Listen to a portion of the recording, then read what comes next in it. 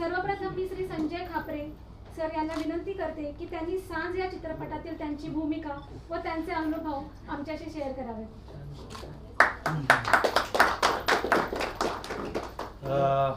जसं मगाशी मृणालने सांगितलं की त्याचा फोन आला होता वगैरे, मला ना यंग टॅलेंटवर ना खूप विश्वास आहे की त्यांच्याकडूनच काहीतरी ना स्वतःला प्रूव्ह करण्याची एक ना त्यांच्यात एक वेगळी एनर्जी असते, एक वेगळा जुनून असतो. तो मला वाटतं तो त्यांना घेऊनच जातो. आणि सुरुवातीला प्रत्येकजण तसंच ते करत असतं, फक्त ते कन्सिस्टन्सी सस्टेन करणं फार कठीण असतं. तर तो तुझ्यासमोर टास्क असेल. टॅलेंट तुझ्याकडे मग ठासून भरलेलं आहे, त्यामुळे काय प्रश्नच नाही. आणि अशा एका यंग टीम बरोबर काम करायला मजा आली. आता तुम्ही दे धक्का 2 वगैरे बघितलं असेल वगैरे, आता मीच त्यामध्ये काम केलं होतं. इतका बिग बजेटचा सुपर फ्लॉप सिनेमा. म्हणजे आम्ही स्क्रिप्ट ज्या वेळेला वाचलं त्याच वेळेला कळलं फक्त आपण लंडन फिरून येणार आहे, बाकी काही करणार नाही. तर सो दॅट मला असं म्हणणं आहे की एवढी मातब्बर माणसं आहेत ना, त्यांच्याकडून कधी कधी काही होत नाही ना, तो एखादा न्यू टॅलेंट येऊन आहे ना इतका जबरदस्त धक्का देऊन जातो ना, तर ती गोष्ट मला ह्या सगळ्या टीममध्ये जाणवते. आणि नवीन टॅलेंट्स अजून बऱ्याच ठिकाणी आपण काम करत असतो. सो दॅट ना तुम्ही आपल्या ज्या फिल्म्स आपण ज्या काही करतोय वगैरे ना, एवढं ते लक्षात येतं. आमची नेहमीच चर्चा व्हायची, विशालची पण मी बऱ्याचदा आपण बोललो वगैरे, की आता काय माहिती ना की कुठलीही फिल्म तुम्ही केली तर डायरेक्ट ती OTTवर येते. आणि OTTवर ज्यावेळेला तुमच्यासमोर फिल्म्स असतात,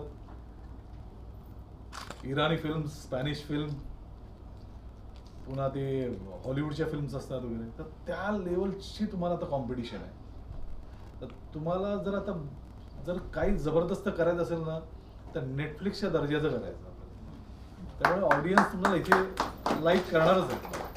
पण ती फिल्म मराठी असो कुठली लँग्वेजचं आपल्याला बॅरिगेट्स नसायलाच पाहिजे.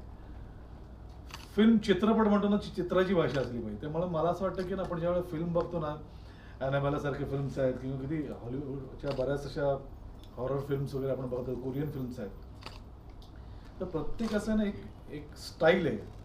साऊथची एक वेगळी स्टाईल आहे फिल्म बघताना आपल्याला, जी कांतारामध्ये साऊथची स्टाईल वाटली नाही, जी कंचनामध्ये वाटते. ते खूप लाऊड आणि या सगळ्या गोष्टी आहेत. जे तीच कंचना ज्यावेळेला आपल्या हिंदीमध्ये आपण करतो त्या लक्ष्मी म्हणून लोक ॲक्सेप्ट करत नाही, कारण हिंदीची ती टेस्ट नसते. तर फायनली काय ना, आपल्याला कुठल्याही प्रांतासाठी नाही करायची, आपल्याला वर्ल्ड वाईड आपली फिल्म जायला हवी ना, तर यासाठी ना त्या लेवलचंच आपल्याला एक ॲम्बिशन्स आपलं असलं पाहिजे, गोल असला पाहिजे. त्यामुळे आपण ऑब्व्हियसली एखादं मला ह्या सिलिंगला जर टच करायचं तर तेवढी जंप माझी हाईट असेल, ॲटलिस्ट मी अप टू द मार्क तरी जाईन. तर त्या लेवलचं आपल्याला काम करायचं झालं ना, तरच आपण सर्वाईव्ह होऊ शकतो. कारण आता कॉम्पिटिशन मराठी फिल्मची किंवा कुठल्याही फिल्मची आहे ती जगभरातल्या चांगल्या फिल्म मेकर्सची आहे. तर त्यामुळे आपल्याला आता स्वतःला प्रूव्ह करायचं आहे. मला वाटतं लॉकडाऊन आला नसता तर आम्हाला आमच्याकडेच बघायला मिळालं नसतं. लॉकडाऊनमध्ये जसं ना लग्नातला घोडा जो असतो ना, तो फक्त त्याला माहिती असतं इथून हॉलवर जायचं आणि तिथून मुलीच्या घरी जायचं. तर त्याला आजूबाजूला काय घडत असतं तर माहिती नसतं. तसं आत्तापर्यंत आम्ही फिल्म करत होतो. लॉकडाऊनमध्ये ज्या वेळेला मी या जगभरातल्या फिल्म बघितल्या, पहिली मी वेब सिरीज बघितली होती माझ्या मित्राचीच, एक थी बेगम, सचिन दरेकरने ती हिंदी वेब सिरीज केली होती. मला ती सॉलिड आवडली. मी त्याला कॉम्प्लिमेंट पण दिली, फोन केला वगैरे. त्याच्यानंतर मी डायरेक्ट माझ्या मुलांनी सजेस्ट केली मला मनी हाईट्स बघा. तो मनी हाईट्स बघितल्यानंतर मला असं वाटलं यार मी काय बघितलं आधी. तो अभि जसं मी नेहमी खाण्याचं उदाहरण देतो, आता मला ना हापूस आंबा खायची सवय झाली आहे चांगल्या क्वालिटीचा.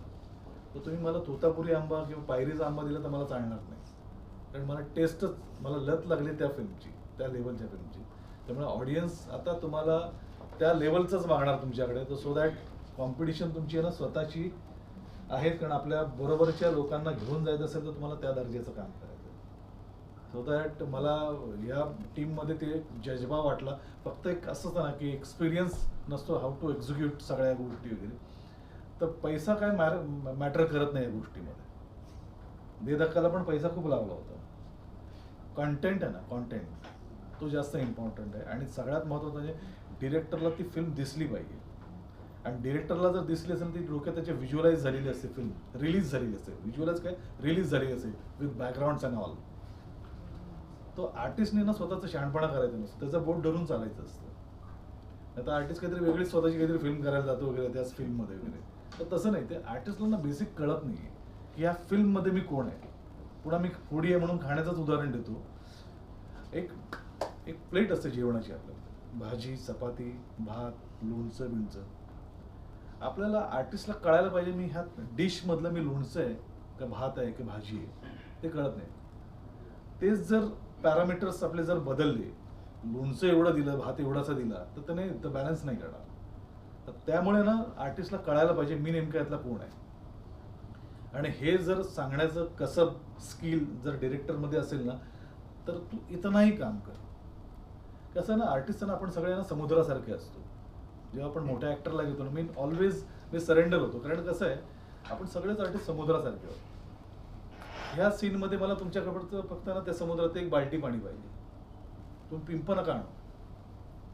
आपल्याला कळत नाही त्या गोष्टी.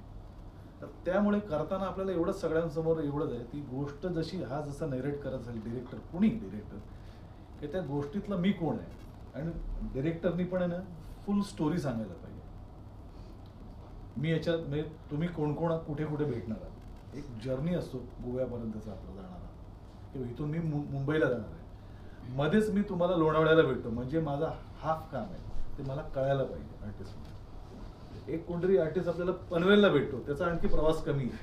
तर त्याला जे जोपर्यंत कळणार त्याला असं वाटतं यार सगळी फिल्म माझ्यापासूनच सुरू होते. तर तसं होता कामा नाही. आणि त्यासाठी director should be captain of ship असतो आणि मग त्याला दिसलेला सिनेमा आपल्याला दाखवायचा. That's it. आणि ही फिल्म तशाच करण्याचा प्रयत्न झालेला आहे. त्यामुळे मला यांनी ज्यावेळेला जी थीम सांगितली त्याच वेळेला मी फोनवरच म्हटलं यार डन आपण करूया.